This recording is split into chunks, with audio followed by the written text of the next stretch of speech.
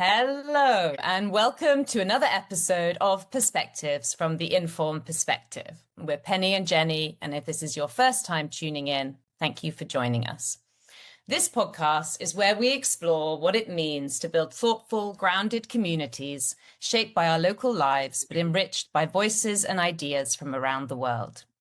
We believe meaningful change begins with listening, really listening, especially to experiences that challenge or expand our own. Today, we're diving into the subject of respect in gender equality. Now, there's been a lot of talk about masculinity over the past years, and we dedicated an episode to it a few months ago, featuring an all-male panel. But since then, we've been keen to continue the conversation. This time, we wanted to bring men and women together in the same space. Jenny and I talk a lot about women's empowerment, yet as mothers, we're deeply aware of the constant juggle between home life, mothering, and the desire to pursue a career. Sometimes being a woman can just feel like a lot, and sometimes, I'll admit, we want it all too. We've been conditioned by a society that tells us we should want the fairy tale princess wedding, that men should hold doors open for us, pay for dates, and sometimes we do want to dress feminine, wear makeup, and enjoy those traditionally female experiences. But at the same time, we don't want to be objectified or reduced to our appearance alone. It's a contradiction many women live with, trying to embrace who we are while resisting the limits society places on us. We want choice without judgment. We want to be respected for our minds and abilities while also being free to enjoy femininity if that's what feels right. Men face pressures too, expectations around strength, success, and emotional restraint. Fathers who want to be deeply involved in parenting, men who wish to express vulnerability, or those challenging traditional ideas of masculinity can feel unseen or criticized. Historically, masculinity has often been associated with dominance, control, and competition, while care, empathy, and emotional expression were secondary, or even seen as weaknesses.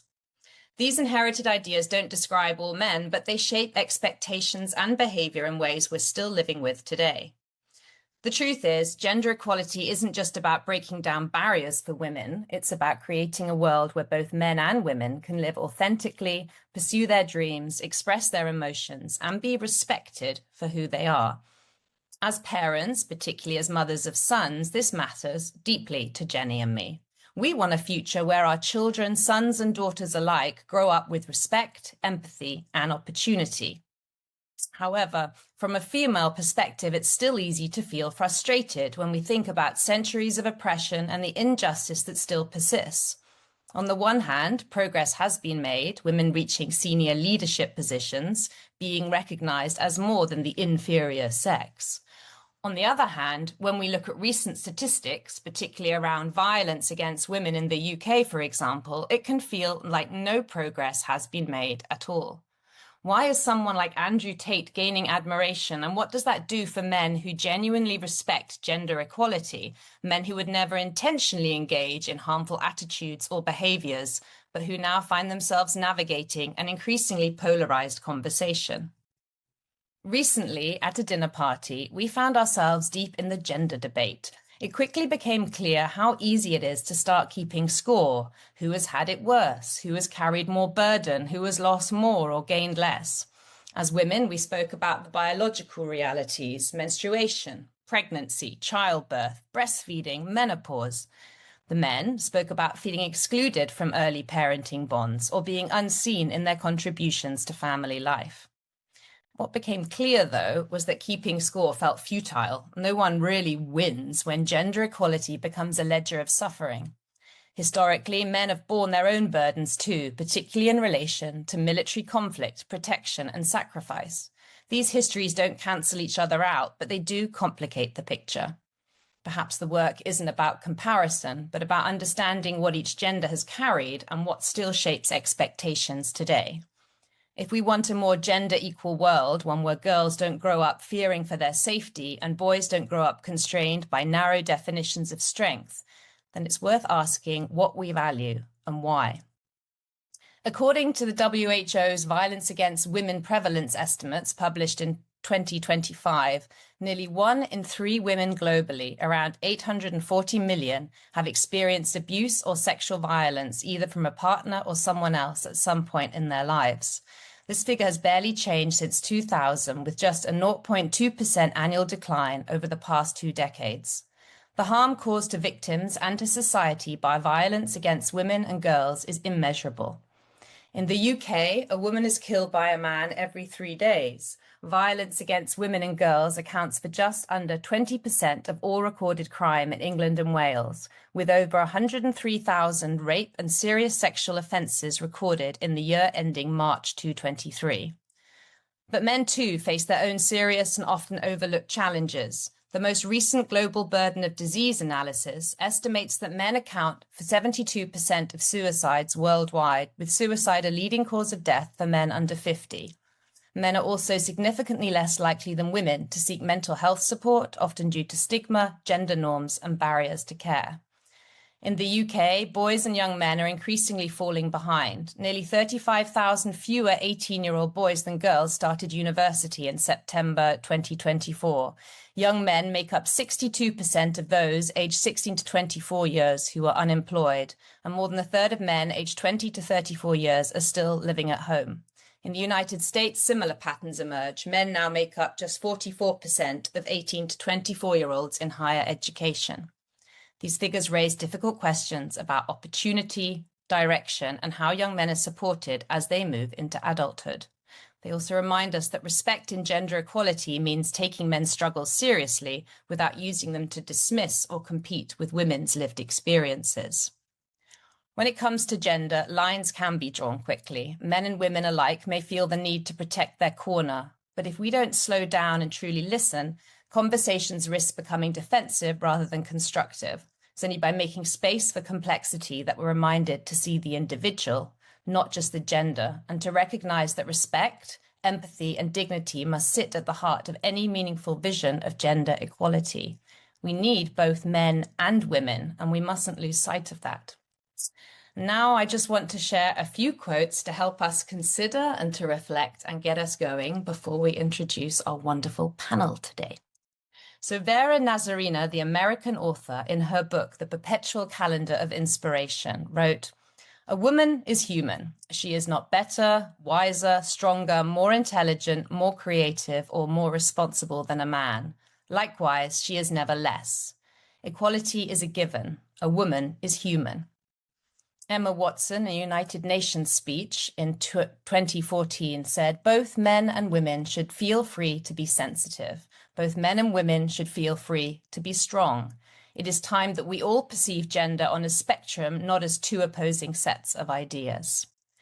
Leila Obelela, the Sudanese-Scottish novelist, wrote in her book Minaret, "All through life there were distinctions. Toilets for men, toilets for women, clothes for men, clothes for women.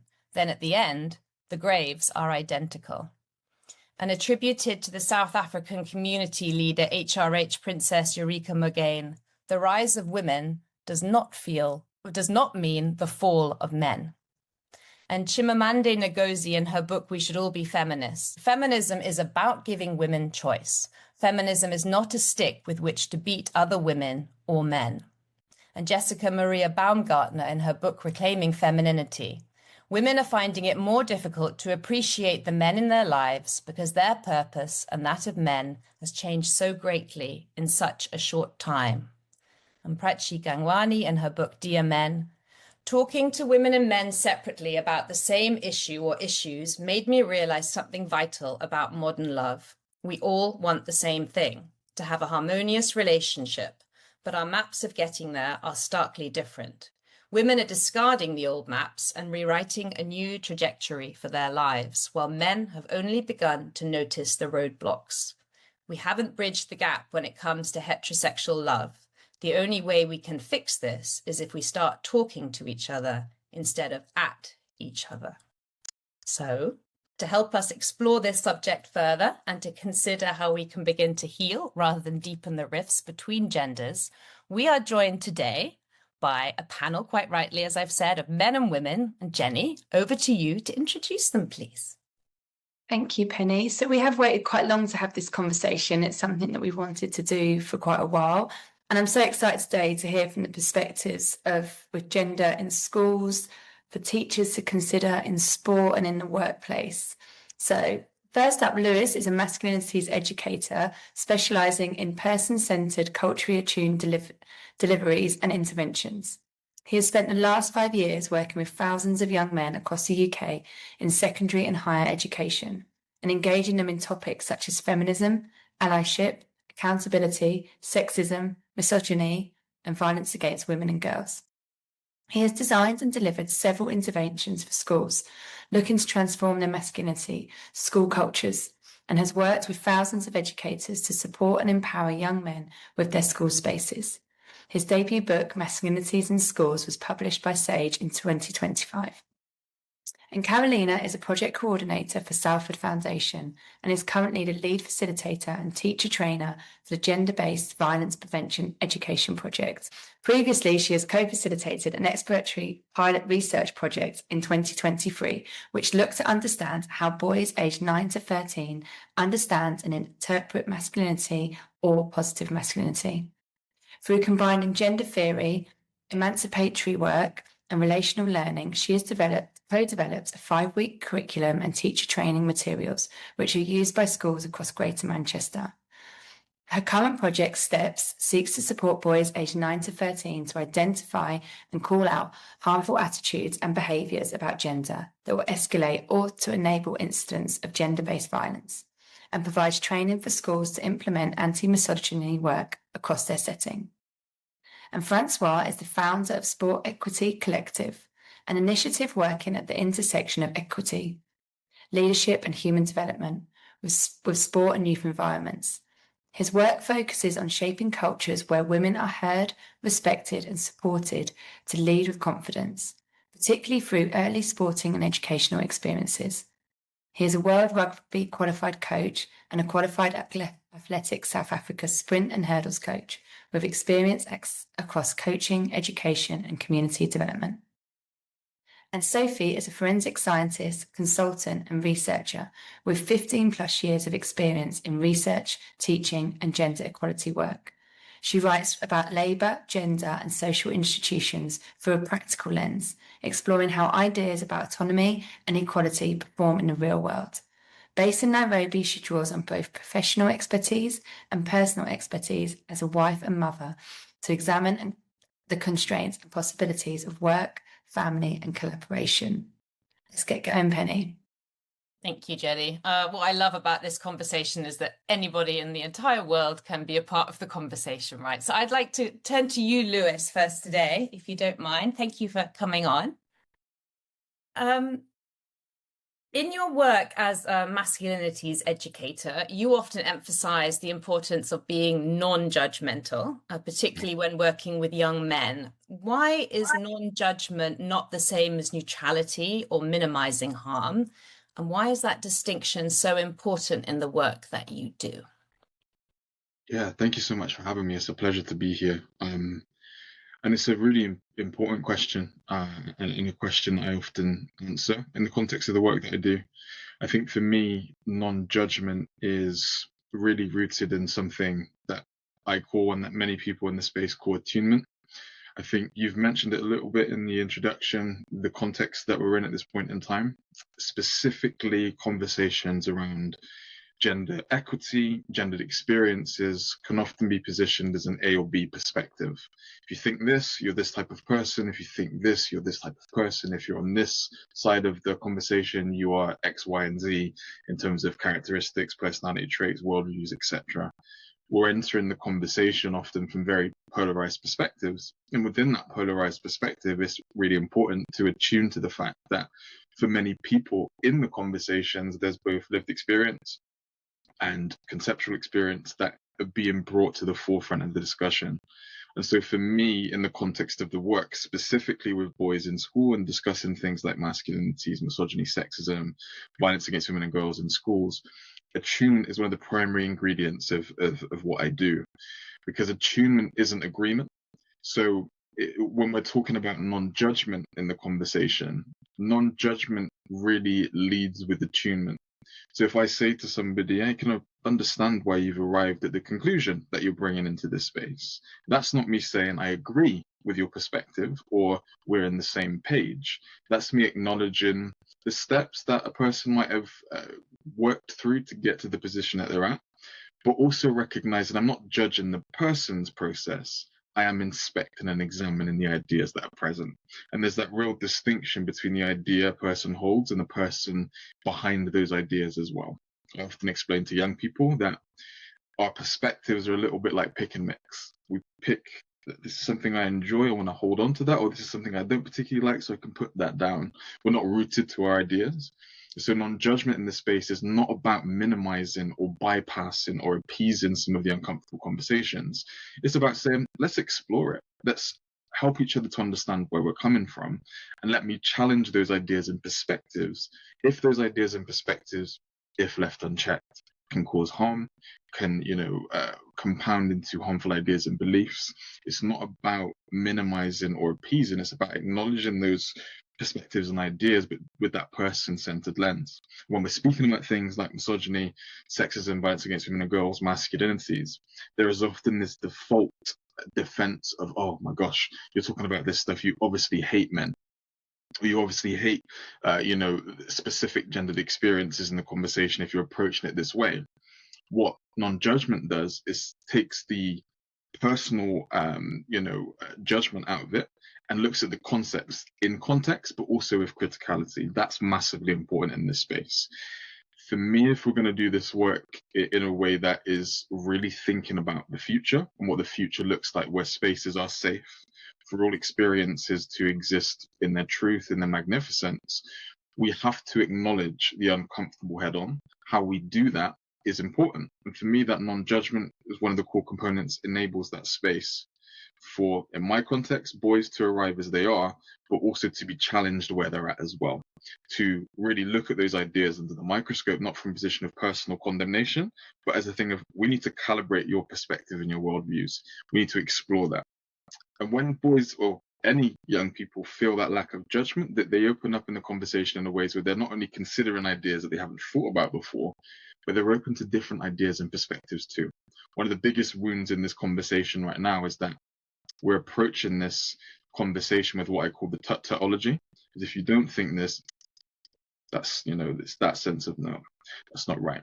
And in some instances, we need to be really centering, no, these ideas are harmful if they're left unchecked, but how you do it is important.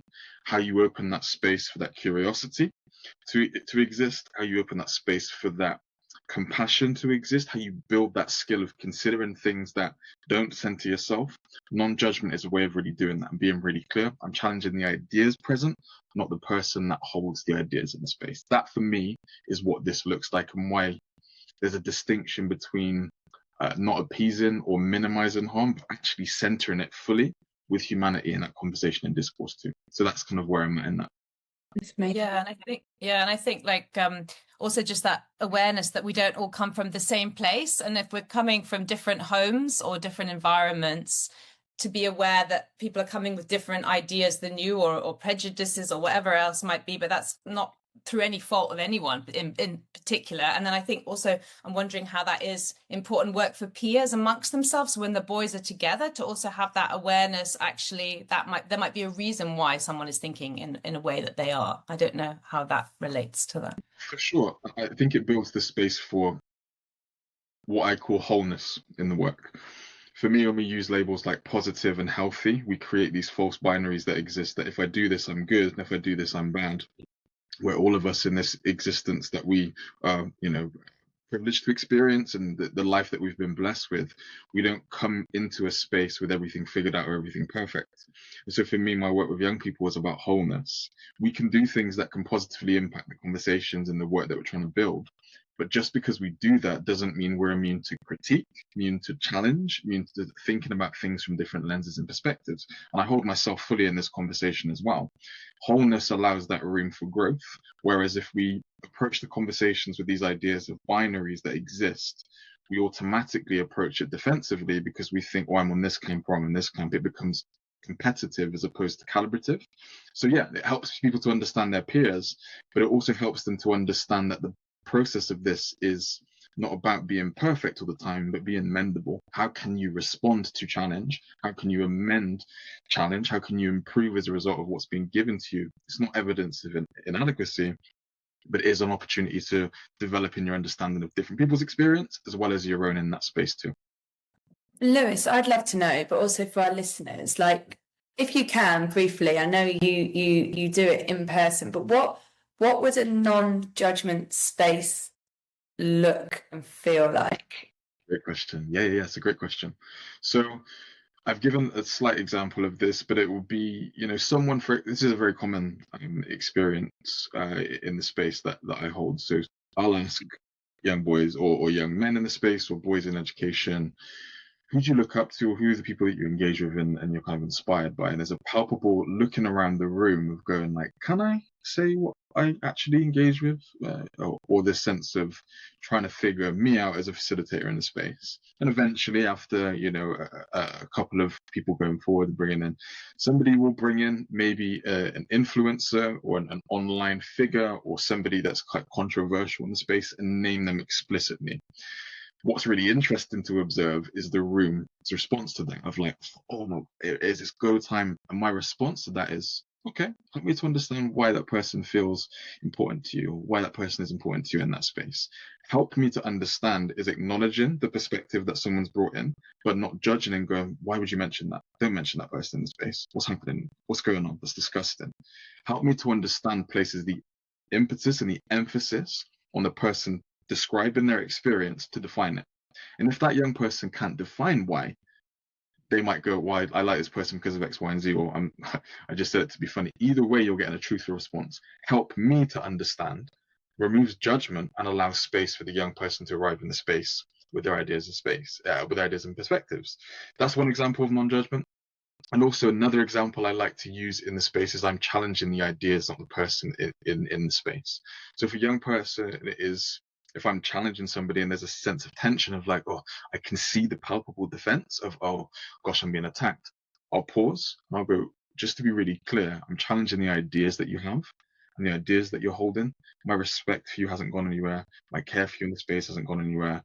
My internal kind of like perception of you hasn't changed. I'm just trying to help me to understand where you're at.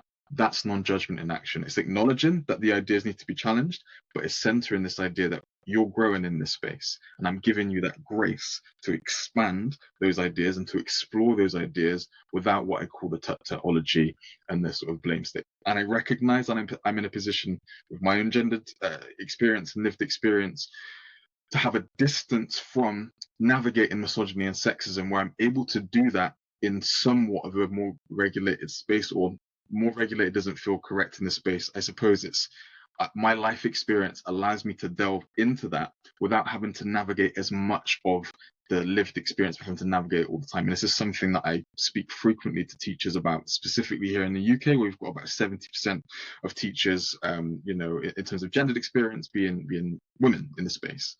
It's different when you're having to navigate the real world around you, having to hold that attuned space. So there is a space for me to be able to do that and bring that in and to acknowledge that. But that's what non-judgment looks like in my conversation with young men, masculinities in the space. And there's some examples. Help me to understand, and I'm challenging the ideas in the space, not the person.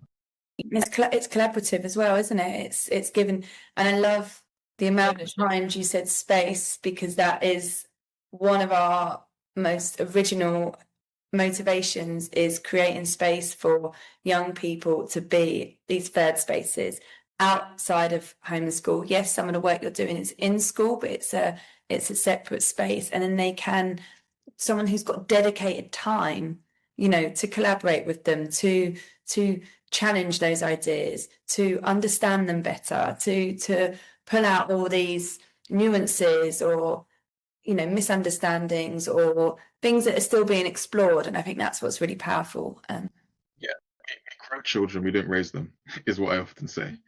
you know, the sort of richness of the soil for the seeds that are planted is dependent on collaboration. How well do you nurture that? How well do you inspect that together? You don't just raise, you grow. It's intentional. And the questions that we ask, the space that we build has to be intentional, because growth requires that constant uncomfortability. And often in these conversations, we do center comfortability. I want to be comfortable. But for me, it's the opposite. If we want to make space for change, we have to embrace the uncomfortable. But how we do that is massively important. And that, for me personally, is one of the ways that I've really allowed or built space for young people to explore and examine their ideas in that space. But that's for me. And I recognize different ideas and approaches also work, but that's where I found the most success. But I think, although it sounds so simple, that are you really listening, in quotation, but if we're not listening to one another, that is when it's so easy to pull these divisions, just go, well, women have had, I'm guilty of it. Like, I was never thinking about feminism my whole life. In the last sort of, I don't know how many years, suddenly like, oh my God, all this injustice. And it was only like when we had this dinner party recently, again, it was sort of these conversations that you're then having, and then you give that space to hear the male point of view, which of course isn't on my radar all the time. But when that space is being made, then suddenly you're like, oh my God, yeah, there is the other side. And again, that's why I also think in the education for gender equality for girls and boys, it's also so important that they both give each other space as well. That not just talking about their own gender, but also like how is it for them, and putting yourself in their shoes. I think it's also important in that, I hear that and I appreciate that. And I think it's a really important point in the conversation, but there's also something to be said. There's a collective, us in our cultures and spaces, being able to recognize in conversation when we're having conversations about gendered experience, gender equity, when gendered experience is a center in themselves in conversations where the conversation is focused on specific experiences. So I'll give the example of violence against women and girls. It's not uncommon for me with the content that I push out. When I'm speaking about violence against women and girls, I always get, okay, but what about men? What about men in this space? What about men in this context? To which my answer is, you're bringing this point into a conversation where we're centering the experience of women and girls. And the follow-up point is, well, you mustn't care about men. No, I care about men. Actually, I care about men enough in this conversation to recognize we're speaking about women's experiences. When we look at data and we look at the disproportionality of male violence against women and girls, it's not unkind to center these conversations when the data is so bleak. It's not about men not being harmed, but it's about conversations where centering is important. The and approach, as I say, in the spaces where we're having conversations about gender equity and we're speaking about real impact in culture, it's not unkind or mean to center yourselves in the context of, well, no, this is something that's important to me. Sometimes the nuance isn't in saying, okay, well, what about this perspective? But recognizing, actually, in this conversation, violence against women and girls, we need to be centering the experience of women and girls and calling out and calling in when men center themselves in the discourse. Not because men don't get harmed and men aren't experiencing harm in the context, because in this situation, it's a distraction or a derailment from actually understanding the experience we're speaking to. That often feels like quite controversial, but really what we're saying is, if we're bringing in other perspectives when we're centering something in the space, when are we ever going to center the main thing? And I think that's something right now that I'm seeing in the discourse where people are finding it really difficult to hold that. Decentering is not devaluing. If I decenter myself as a man in conversation about violence against women and girls, I'm not saying that men's experiences are less important. I'm saying in this context, we need to center women's experiences. I need to hold myself and take myself out to allow space for this to be explored and examined. And in other contexts, I might center myself, but centering in spaces where it's about experiences that don't relate to myself, there's nothing wrong with decentering, because it's not devaluing. It's actually valuing gender equity amongst all in that space. So I just wanted to add that in, because I think it's something that is particularly important to me in the work. And you get to build that nuance when you build those relationships with young people, where they begin to understand that and they begin to go, my friend Bernie Bernard calls it empathy light bulbs, where they go, oh my gosh, that makes sense now. That really makes sense. And I'm able to do that. And I'm able to hold that. And I'm able to understand that. So that for me is massively important as well in the discourse, because we're all in this together. And sometimes being able to make that call of, this isn't about me in this space, is so important in those community spaces that we're trying to build and enrich. Thank you so much. I'm going to move over to Carolina now, if that would be okay. Thank you for coming, Carolina, today. You do lots of work in inclusive relationships and sex education. And the UK government's Department of Education has issued guidance for schools saying one thing about gender identity, that it's not a fact, but also that sexual violence is linked to gender, and encouraging pupils to develop positive ideas of masculinity and femininity. But how do teachers make sense of all of this while helping students to understand and respect all genders in real life? Well, so I find this question really interesting, and it's something that is having an actual impact on teachers' confidence and their approaches in having these conversations. However, I don't think it's something that was fully considered or thought out when this guidance was written. To be positive for a moment, I will say that I think the updates to the guidance are helpful in the sense that, like you've mentioned, they are saying that schools are legally obliged to talk to young people about things to do with sexual violence, misogyny, and gender dynamics. This is a positive step to address violence against women and girls, which is part of the government's current strategy as well. And it also does lay the groundwork to support respect and develop that across society. However, I think one of the issues within the guidance is that the language being used shows that gender is becoming sort of misrepresented in public and political life because there is a lack of perhaps willingness or certainty about how do we talk about gender, how do we talk about biological sex. This in turn then makes it more difficult for teachers to effectively address these topics because they have those feelings of, how do I talk about this? I don't want to say the wrong thing. I have this belief, but I don't know how my students will respond to me. So to give a bit of further context for those who are listening, the passage in the guidance that relates to gender identity is within a section where it is laying out how schools should approach discussions of trans rights and sex-based rights. While these conversations might not feel like they directly relate to a conversation around gender inequality, they do form a sort of basis of how do we actually talk about these topics. Within this passage, it emphasises that students should be taught the facts about the laws in the UK, which are essentially, at the time of recording, they set out to protect people from discrimination based on their sex, but also discrimination on the basis of people who have undergone gender reassignment and have legally changed their gender.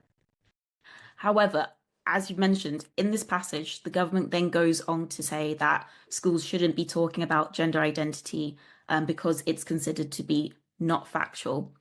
However, I think this really highlights that they are presenting gender identity as a politicized concept that's only relevant in conversations or debates, let's say, about trans rights or gender critical beliefs, where in fact it forms the basis of us talking about misogyny and gendered harassment too. I think there is a sort of a growing perspective that it's only relevant to the experiences of trans people, but in reality, there is widespread psychological and sociological research that establishes, while we might not be able to verbalize everything about the process of us understanding who we are as people and who we are, whether we're male or female, gender is in part developed through our social interactions and through our interactions with the world. This means that the characteristics that we associate with being masculine or feminine, they aren't biological in a sense because they're not inherently present through birth and they're reinforced. However, for most people, this isn't really a conscious process. So when I talk to teachers about this and I talk to them about, this sort of discrepancy in the language within the guidance, I say to them, to be able to overcome this, we need to have the confidence to talk about gender and reflect on it for ourselves. This is a really core part of the curriculum that I deliver within schools, because within the first couple of sessions, I open up the conversation to say, right, we're talking about gender. What does that mean? What do we associate it? What do we associate with different genders as well? from what I see in the sessions, the boys really appreciate having this time to talk about this because it is typically the first time they get to have these conversations. Initially, there is a bit of that sort of hesitance of, I don't know if it's okay if I say this, or they ask me questions about, is this appropriate? Can I say this? And I reiterate, this is a space for you to talk about it. Please go ahead. And it's actually quite heartwarming to see that by the end of these sessions, boys begin to sort of realize that actually all these ideas and expectations that we have around gender, they don't have to be consistent. People should be able to choose how they act, how they look like, and how they express themselves. And a lot of the boys say, you know what, actually it's really rubbish that we have all of these sort of invisible and nonsensical rules, when in reality we should just be letting people do what they want. It doesn't actually really matter. So, however, though, I think one of the issues that sometimes educators, but also policymakers face when talking about how do adults talk to young people about these topics is that there is an assumption that just because you're an adult, you immediately will know the correct thing to say, the correct piece of information to pass on to young people. And I don't believe this is true. I think everyone here today would have had their own experience of sort of, like you mentioned, Penny, actually engaging with this conversation and realizing, hang on a minute, this isn't right. So a key part of the teacher training that I do, and probably the main recommendation I'd have for anyone listening to this, is to take the time to reflect on your own perspectives around gender, misogyny, and gendered interactions. I feel that if we want young people to go through that process themselves, we need to also do that as adults, because that's what will help us, have these conversations and feel regulated enough to handle difficult situations, or situations when a young person says something that we understand needs to be corrected, but it will help us not react straight away and react in a way that shuts the conversation down, as that's what we don't want to do. What I have noticed, though, and I think it's important to address, is that for especially female teachers, there is a sort of hesitance and a very real level of discomfort when approaching these subjects, because it is gender and gender inequality is something that is inherently personal. And I do think that within education, or within sort of caring professions where you're responsible for someone, you sort of want to have you want to draw that line between the personal and the professional. You want to make sure that you come across saying that you know exactly what is right to say, and you want to make sure that you don't let what's said in a professional space affect you personally. Thinking back to a recent training I did see this come up a lot with the teachers who were participating. However, having that time as colleagues to talk about gender really helped them sort of be emotionally open with one another and start to reflect of, actually, you know what, this is what I saw when I was younger, but this changed as I got older, and now within a school, this is what I'm seeing. And I think that was really beneficial for colleagues, for adults to have that opportunity to talk about gender as well too. I will say, lastly, sort of in a similar vein, I would recommend schools and teachers to perhaps not to feel obliged to approach this work in a very binary way due to the guidance highlighting masculinity and femininity. And I say this because while it's not any official policy, it's not explicitly in any recommendations, there have been instances with both Keir Starmer and Bridget Phillipson, the Education Secretary, saying that they believe that there is a need for male teachers to come in and do this work with young boys to essentially teach them to not be misogynistic. I will say I am absolutely in favour of an increasing male teachers and male people working within these sort of caring and education roles, because there can only be positives by more people coming into these workforces. However, I question this framing of these conversations needing to be done by men towards boys, because it inadvertently ends up reinforcing some of the beliefs that we're trying to counter. if we say that only men can have these conversations with boys, it ends up diminishing the contributions of the women around them already. It ends up affecting the confidence of female teachers to interact with their male students. And realistically, we can't do that. So this is why I really advocate for taking quite a human-centered approach, instead of focusing on what should men act like, what is the ideal positive masculine self. I really advocate for teachers to approach as what are the positive human traits we want to pass on to the young people, because they aren't necessarily gendered. Positive masculinity is sometimes described as being respectful, kind, caring, and emotionally open. You don't have to be male or female or masculine or feminine to do that, in a sense. Yeah, amazing. Thank you. Thank you for that update. What I'm thinking, though, on the back of this is, yes, education, absolutely. And how do we support the kids in the school? But again, what about my generation, the parents, right? And again, going back to gender, I think we are so confused ourselves because we've grown up being very much in the two lanes, and things have changed so much in quite a short period of time that I think we're also so uncomfortable and unsure ourselves. And I think that is also a big part of the project in a way. I mean, we need the support as well in order to, because if the kids are still hearing whatever they're hearing at home or online, so what do you recommend there? I mean, how, as a society, apart from education and schools, what else is recommended?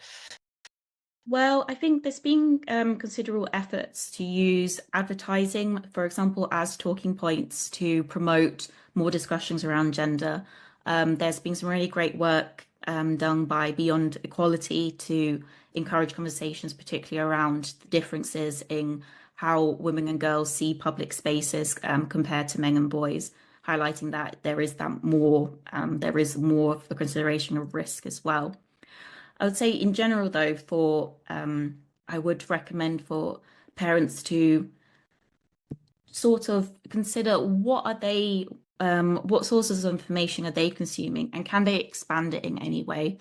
You mentioned in the intro a really lovely array of different authors as well, and I do think books, audiobooks, even something as simple as following a different range of creators online is a way for you as a parent to get those new bits of information, that might make you think, okay, this is going to help me to talk about with the children around me, but also help sort of promote that self-reflection in yourself as well too. It's a hearing you both speak so far as well, for me it's like it's almost a new skills we have to learn. And you talk about the skills for young people, but we're all we've said this a lot in this podcast, but we're all constantly learning.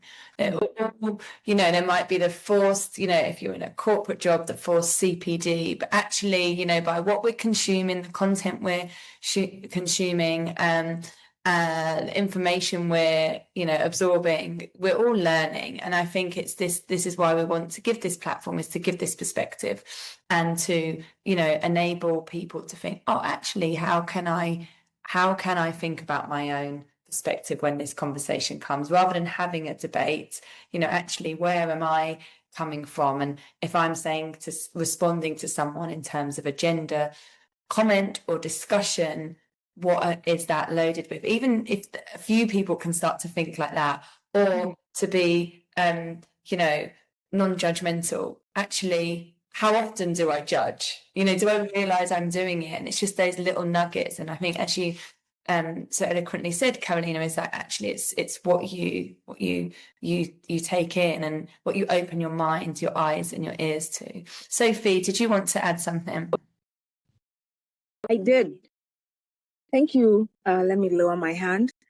Thank you for both the insights from Lewis and Carolina. I think as I'm hearing them speak, one of the things that I really struggle with in this conversation, especially where it comes to children and teaching them about essentially how to behave like proper humans, is that oftentimes parents are the last people talked about in this conversation.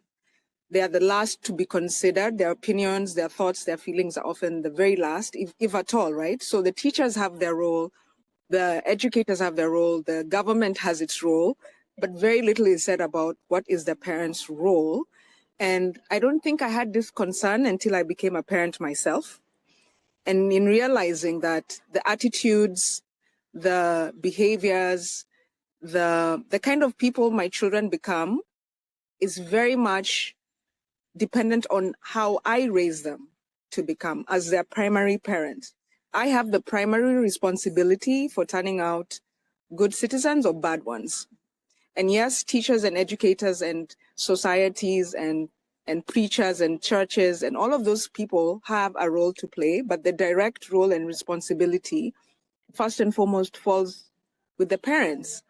But oftentimes in these conversations, we have everyone writing policy, having meetings, having training sessions, and the parents are hardly involved. And I wonder what then do we expect about the outcomes if in the primary location where the children spend most of their time, more so than they do in their schools, is within their families and within their parents, and where the very men who we are saying we are training them to be are also lacking, either because there's not enough, that the fathers are not around, or the fathers are not the kind of men that we want to be raising these kids. If there's no attention paid to how the parents are doing as in raising these children, then my concern becomes, then this just becomes one of those things that we will perpetually be talking about. There's never any parenting classes for parents, how to become better parents, right? I mean, misogyny and even misandry is not learned in a vacuum, right? It's happening primarily, the first place that's happening is within a home. But there's hardly any conversation that goes back to how are the children being raised. And then all that I tend to see with a lot of this conversation is we're trying to do firefighting, but we're not addressing the source of the fire.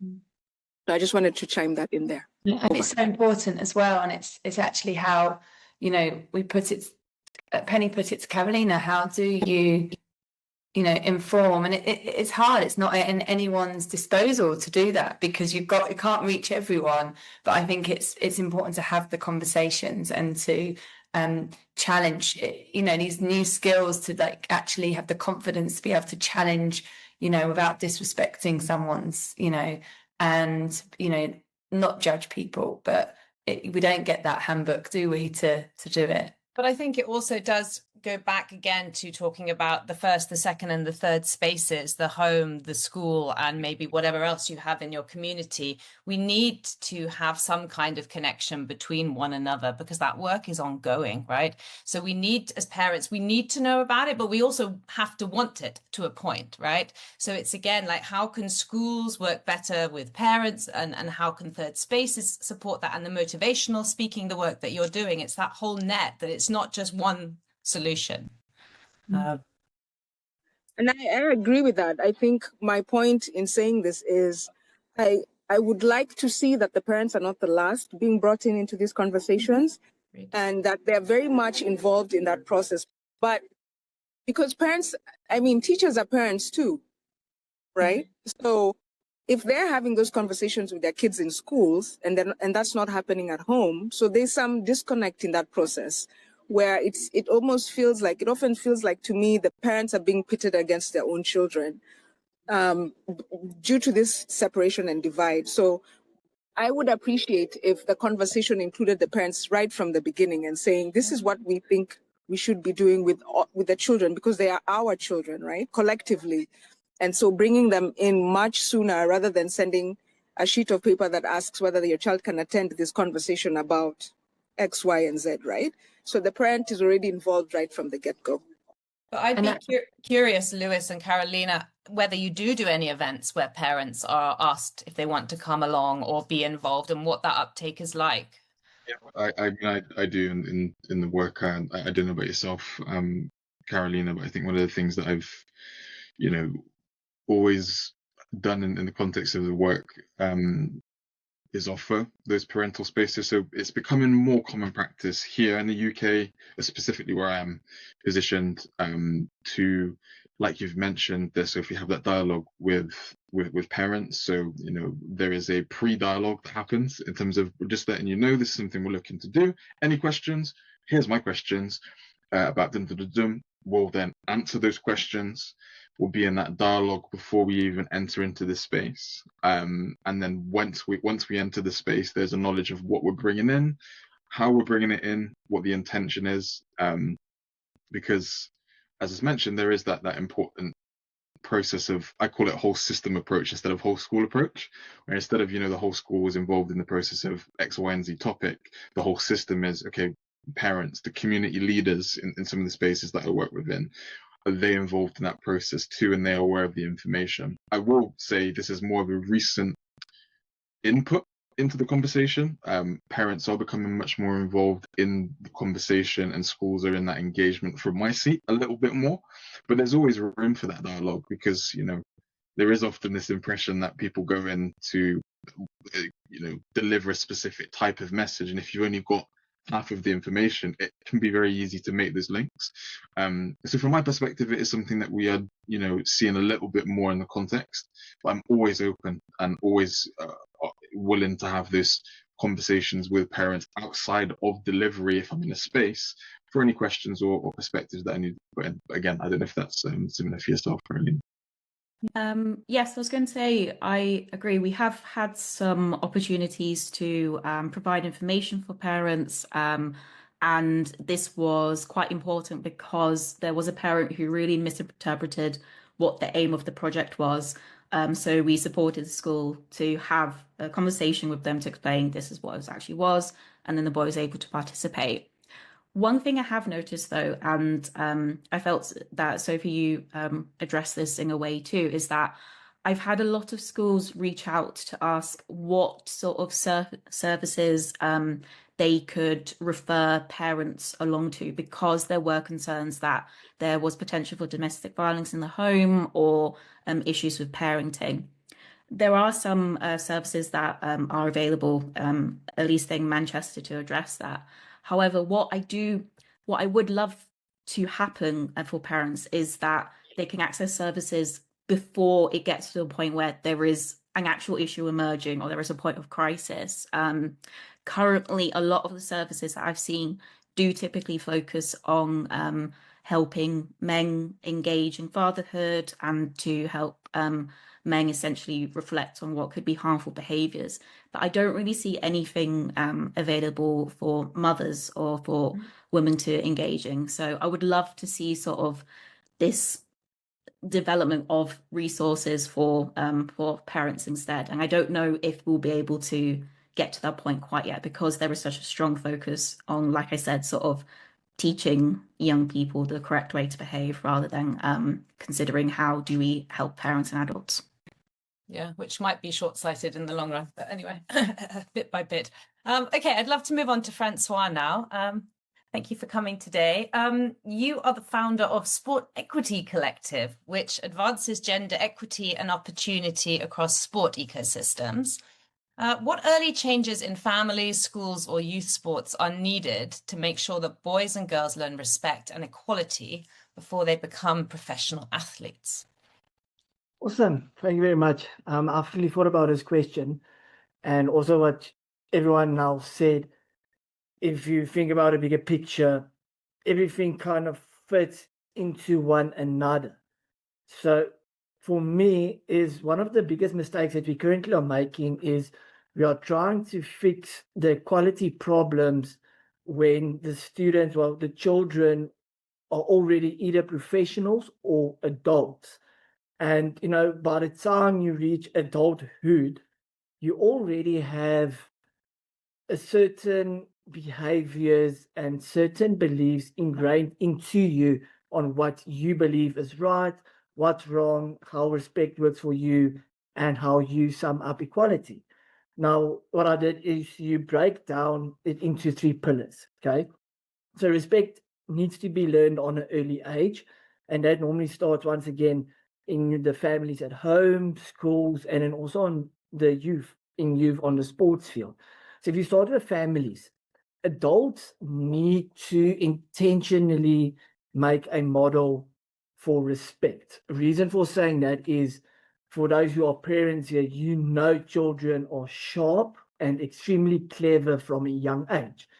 So if a boy sees, well, let's go with, if children sees how women are being spoken to and that their opinions are being taken seriously, and girls are encouraged to speak up, they will notice that, okay, so it's normal for women who live their opinions to be taken seriously, to speak to a lady in respect, and for younger girls to be encouraged to speak up. So you normalize the environment for them. Now, if you're looking at schools, if your child is not at home with you, they are in school. So now they are between different adults, which is in different positions. So their headmaster can be a woman or a lady. Well, then the sports coach, the teacher can be a woman as well. So we need, into schools, we actively need to create safe spaces for boys and girls to be encouraged to lead, speak, and to make mistakes equally. You need to learn them from an early age that it's okay if a girl makes the same mistake as you. It's okay if a boy makes the same mistake as you. There's nothing wrong with it. It's a mistake, and so you learn from the mistake. If you can check now, that confidence doesn't just suddenly start when you are a professional athlete. It starts from the young, early age, once again, in families, in the classrooms, and on the sporting field. And we often mistaken it or not looking into that way. And if you go to the youth environment now on the sports field, if the child's not at home, they're not at school, where are they now? They're on the sports field. So in South Africa, and I believe it's globally like that, with younger children from the age about 6 upwards to 13 years old, if they participate in sport, normally the parents are involved. The dad is the coach or the mom is the coach.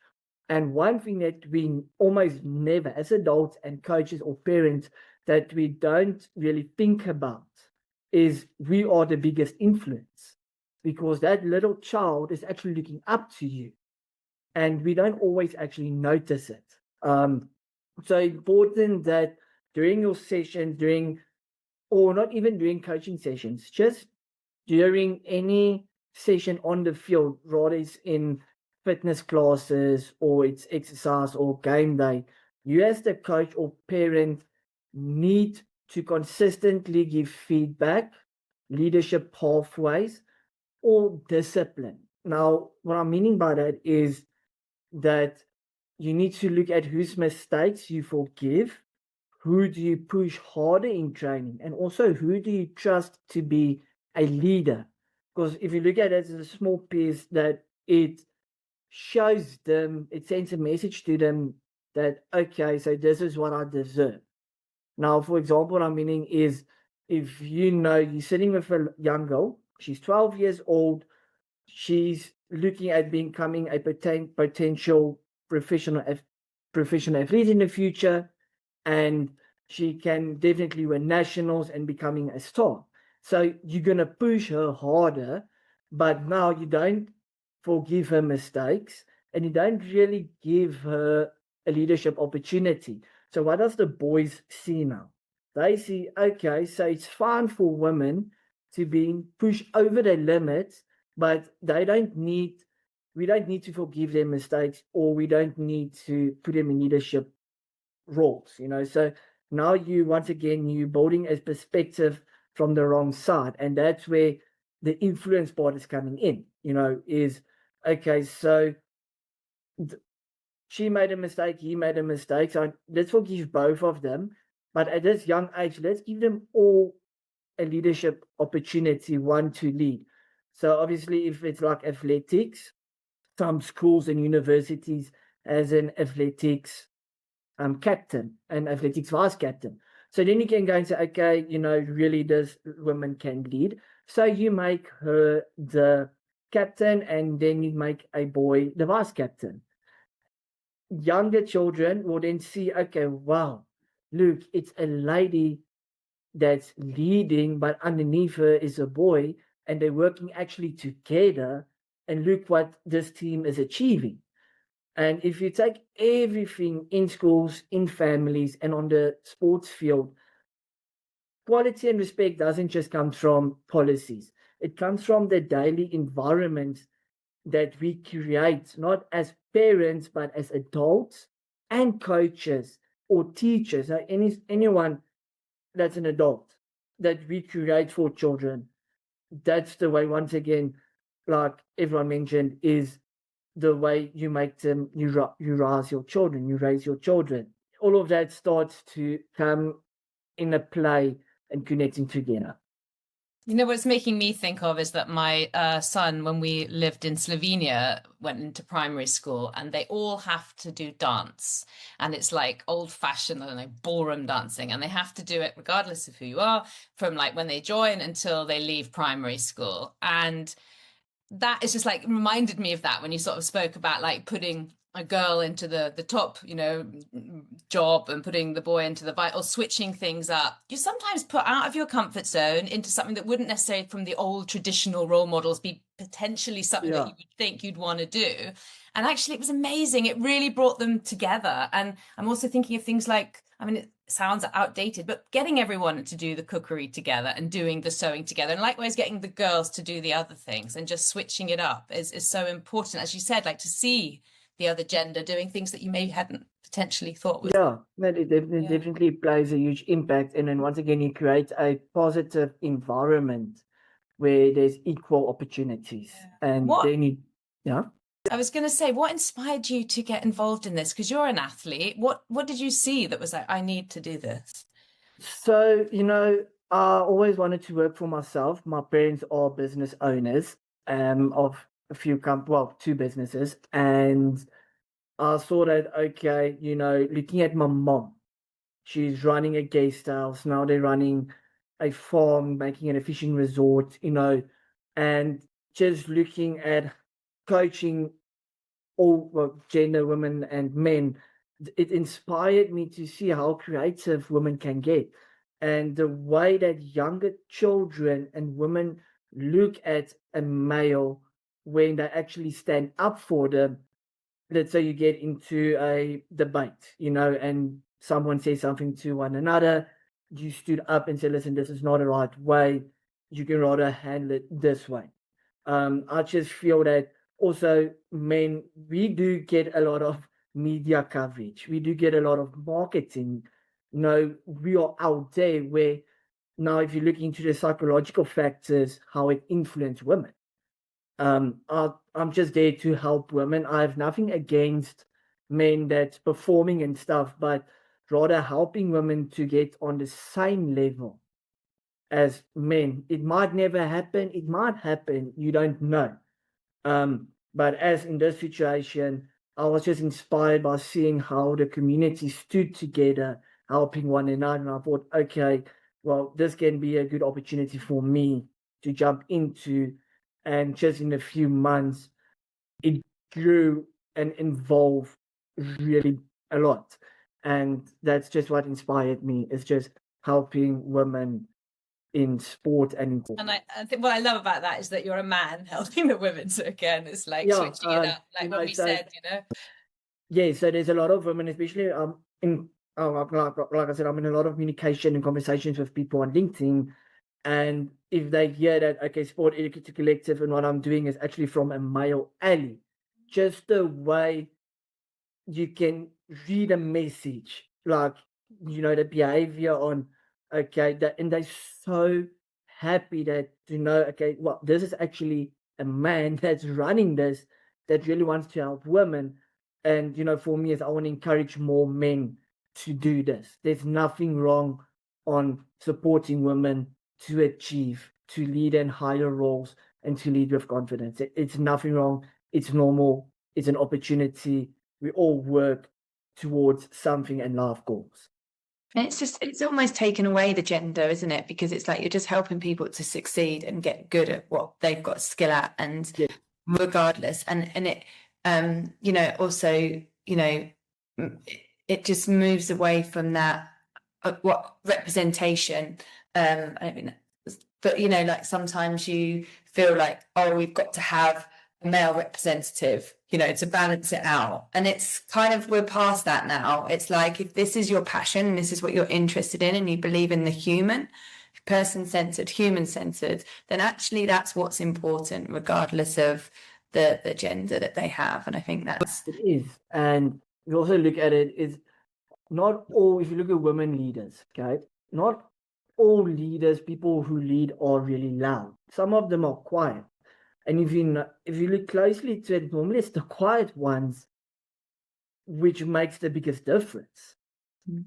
And once again, like if you go back to the early stages, everything starts from the early age on how you raise your child, the environment you create for your child. If you put a child in a negative misogyny, you know, discrimination, gender-based violence type of environment, they're going to see that as being normal, to disrespect women, to be ugly towards their classmates, because they see it as normal. That's the way they grew up.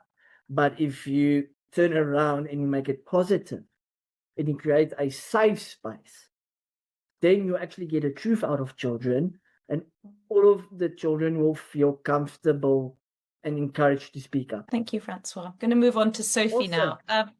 Sorry.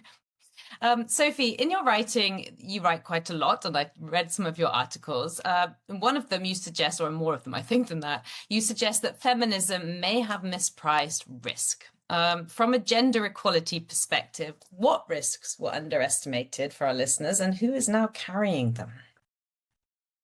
Thank you for that question. I think this realization came to me through my own life experiences as a woman. Coming up in my 20s, the focus was really on building my professional career above anything else.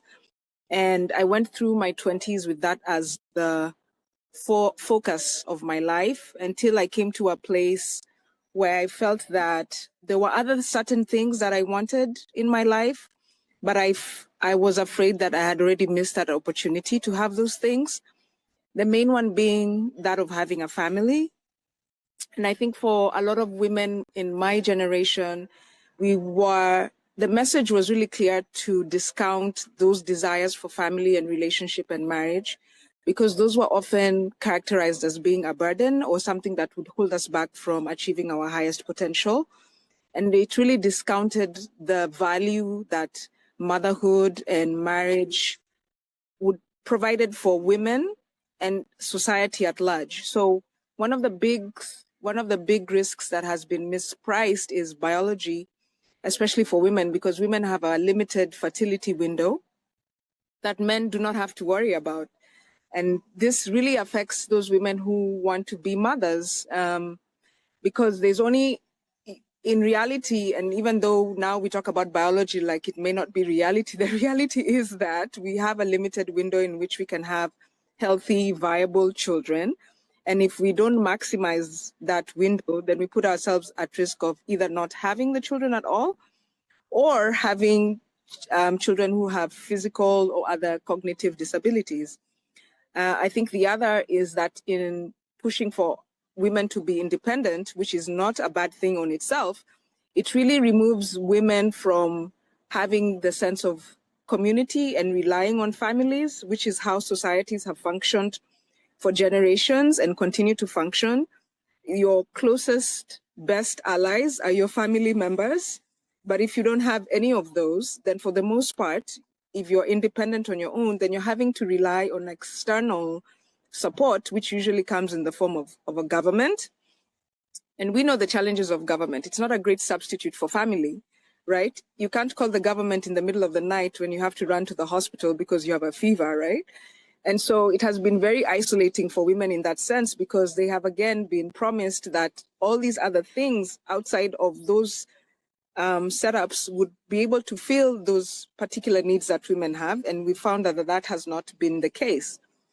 The other is in career, because of a failure to understand the biological limitation. The other is the career. So they're sort of at a collision in realizing that the career does not allow them to have the kinds of lives that they would like in the sense of work-life balance. I'm sure you're familiar with this conversation about work-life balance.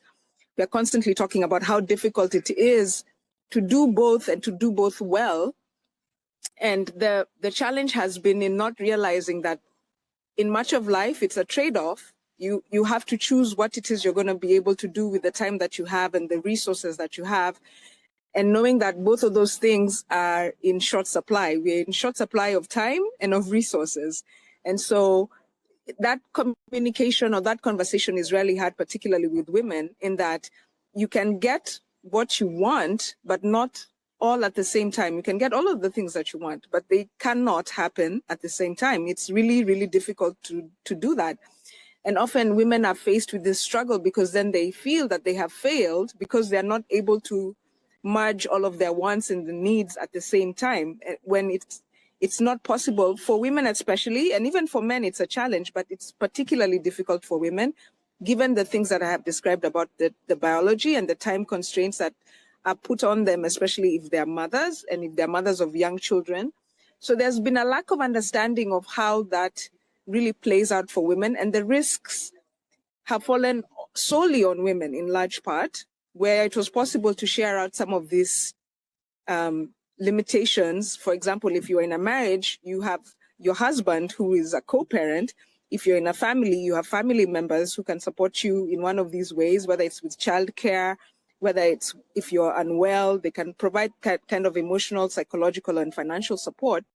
But since a lot of that has not been available or has been discouraged in having, so women are having to outsource a lot of that to institutions that are not well placed to do that for them at the level that is required, or even capable to do that for them. So that is why I say in my essay that feminism has mispriced risk for women.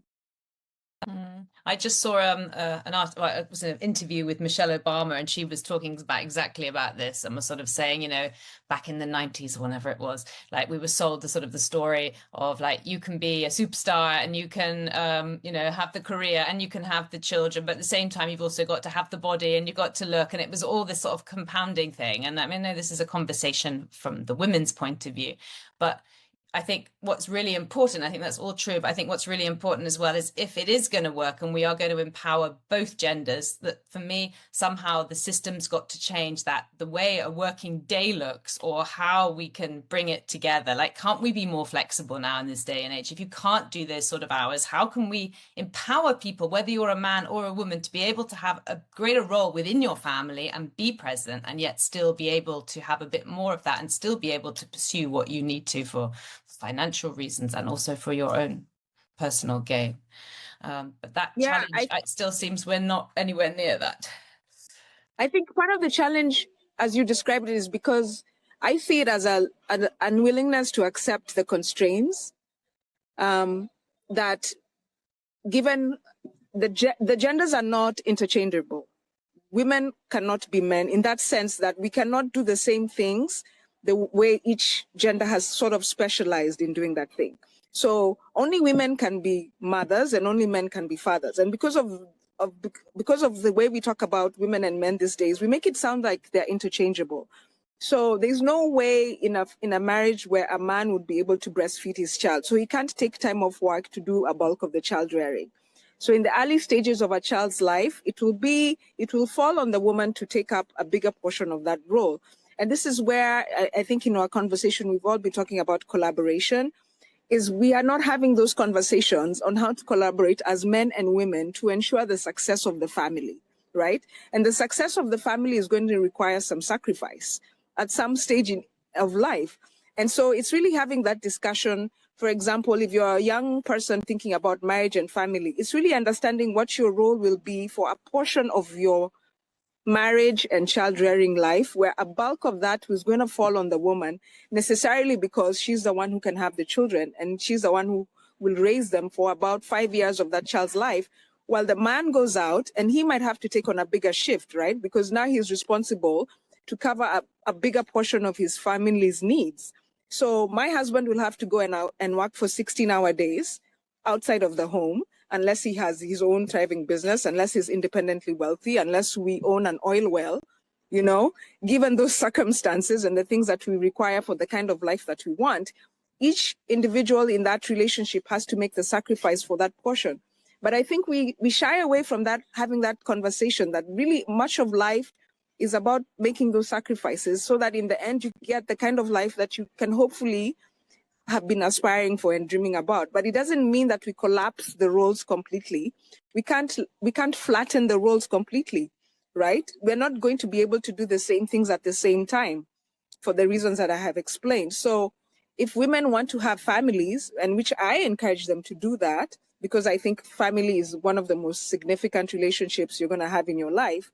If you want to do it, then you should work within the constraints that are there, right?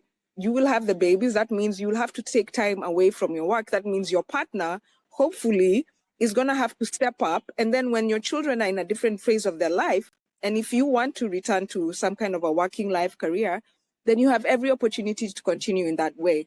But we have communicated to women, we've given them this idea that everything is so contracted that if you don't do it now, then you'll never be able to do it. So if you don't get your career now in your 20s, then that's it. That is the end of your life. When really it is if there's anything that is a spectrum, it's life, right? You can do so many things within your lifetime. It just means they will not always happen at the same time, and you're going to have to make sacrifices and adjustments. And for the most part, if that happens, people can have generally fulfilling lives. It doesn't mean that all the problems go away, but you're able to navigate them as they come along. And I think it's really important that we're talking about it together. Carry on, Francois. Just Sophie, actually, what you say there now, where you don't have to get everything in your 20s, right? So like you get I call it your early bloomers and your late bloomers. And I found myself in that situation where I'm turning 26 now in a month's time. You late bloomer, you. And I'm a late bloomer. I really am. I have friends who has multiple successful construction companies and electrical companies. And I only started with my thing now, and there's nothing wrong with it. So no one needs to feel obligated that I'm 26 years old, I need my master's. At 28, I need my PhD. I need to be a doctor. I need to be married, have kids before 30. No, it's some are lucky, some are not, but it all goes to everything happens in a certain amount of time when it needs to happen, and there's nothing wrong with it. Yeah. And I think from hearing you all speak, something that's come away for a huge takeout for me is like everyone's individual self-awareness and honesty, and that isn't easy things to have, acquire, and to hold and to practice. But actually, if we can all be, self-aware about what you want or what you feel you should have, or what expectations are on you, or what pressures you put, or what perspectives you have already formed and ideas, and be honest about them, then I think that can take everything quite a long way. And the bubble sharing them. Right. Yeah. And I think I redefine it now. I think true equality is in having choice. It's not in having equity, because equity is not actually achievable. Equity means that everybody has the same outcome. And that is not even possible within a family, right? I have my brother. We do not have the same outcomes because of individual choices that we have made. And we've been raised by the exact same parents, right? But the true equality that I want to see is one where people have choices to make of their lives what they want, and also to live with the consequences of the choices that they've made. Because that's another thing we try to diminish or remove, is the consequence part. But true choice and freedom comes in also having to live with the consequences of the choices that you've made, whether they be good or they be bad. And that is true for both men and women. And the sooner that we are able to learn that, especially now that we're really talking about the issues of gender-based violence, which is rampant and horrible, is really in understanding what the consequences of that are, not just for the people who are injured through that, but also for the perpetrators who commit that violence, and then for the society at large, because it's reverberating. It's one of those things that if we don't put a handle on, then we face civilization's collapse. So really, it's teaching young people about choice and consequence, and that they are responsible for the choices that they end up making. and the opportunities that are available potentially for them. Correct. I would like Correct. to turn to our tween question now and put this out to all of you. The question we have this week is, how do we change things so girls don't have to fear for their safety in a world that's meant to be gender equal? Would you like to start? Who would like to start? Carolina? I think this question really brings to mind that I think it's important for us to acknowledge when girls are feeling uncomfortable or they're feeling uncertain, because there are a lot of behaviors which, are affecting girls' safety, but they've kind of been normalized. The comment that's shouted at you on the street, or the unfairness that you see in how your male friend or your male family members being treated compared to you. I think a lot of the time these things have become normalized because we have sort of said to girls and said to women, that's just how it is, nothing's going to change really. So by encouraging young people and adults to actually name those feelings and emphasize that even if those are common behaviors or common things, it's not okay. That's how we can start to address girls' safety. Yeah, and also calling people out, I guess, if they are saying something that is offensive, whatever. What about you, Francois? So I actually agree, they were calling it out is to call out the behavior. So, and make everyone responsible for safety. If you look at a current rate now in sports with younger girls busy falling out of sport, very, very talented young women who has so much potential for endorsements, collaborations, sponsorships, but they don't feel safe at practices. They don't feel safe at events. So you need to build a certain barrier here where if you can just learn respect from an early age, like it will minimize that effect and more women will feel safe and comfortable at practice. For like a school, Lost Francois. I spoke to, as she said at one time, she was at a rugby match, doing the journal work, and she had to walk back to her car 9 o'clock the evening, no security, no one walking with her. So that's unsafe. It is. South Africa is not one of the safest countries, but so now you're creating an environment which is unsafe for women. So is she really going to go back?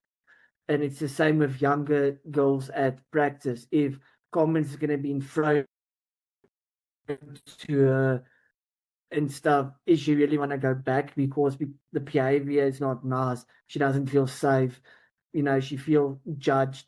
So, call out the behavior and making everyone responsible to make sure it's a safe space. Thank you. And Sophie?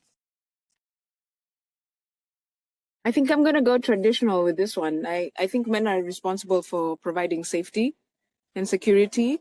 And I would say that it's up to the men to step up and do just that, provide safety and security for women especially, because we can't defend ourselves physically against men. That is what men do and should protect women and children. So I would go back to that.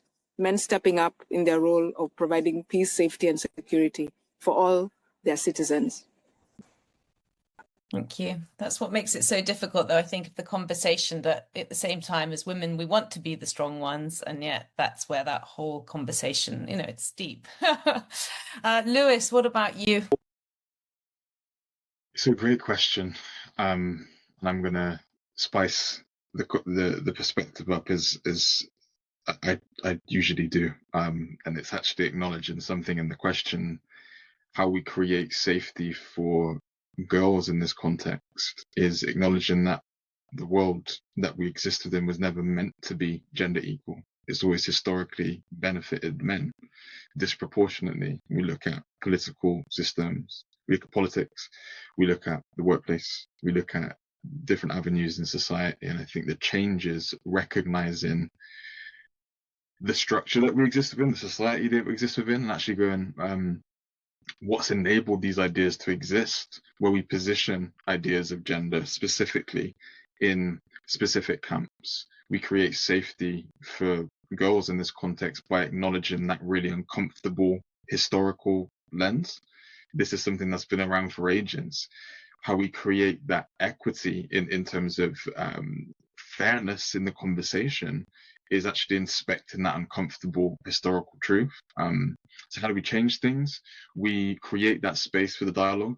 We create that space for that uncomfortable conversation. We challenge those taken for granted ideas of what it means to be a man, what it means to be a woman. We call men in to be a part of the journey, not just excusing with it's not all men. I'm not a bad guy. It's an all men conversation. Men have to step into that space, and we're all in that context together. I think that's how we change things. We don't avoid the uncomfortable, and we challenge the taken for granted assumptions. It's just the way things are. No, I've always actively gone against that. The way things are is a way for us to continually appease that norm.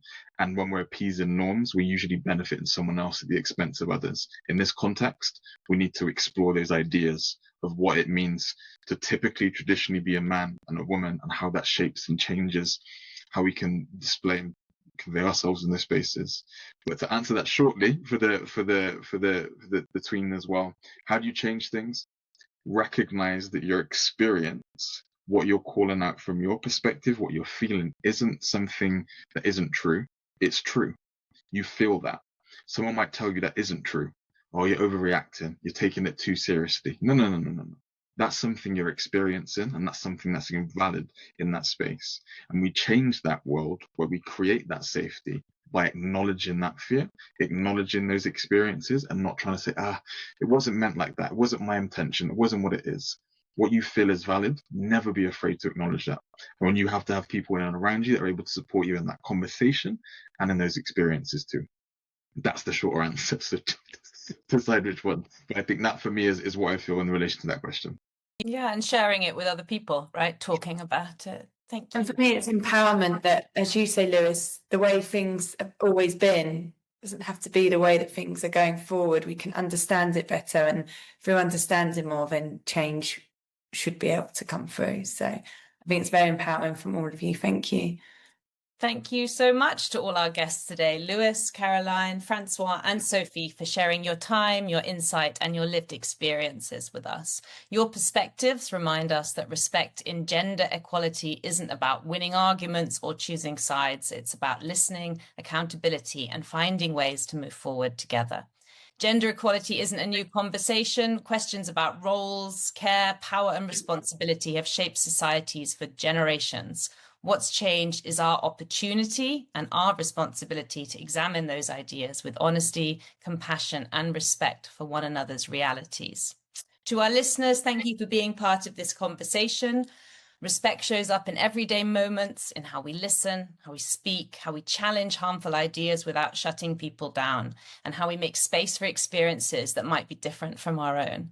Progress doesn't only happen through policy or headlines, it happens through talking, reflection, and the choices we make in our homes, schools, workplaces, and communities. If today's episode resonated with you, please subscribe, share it with friends, leave a review so we can continue bringing some perspectives and thoughtful, inclusive conversations to more people. We're Penny and Jenny, and this has been Perspectives from the Informed Perspective. Thank you for listening. Keep listening deeply, keep choosing respect, and until the next time, keep informing those perspectives.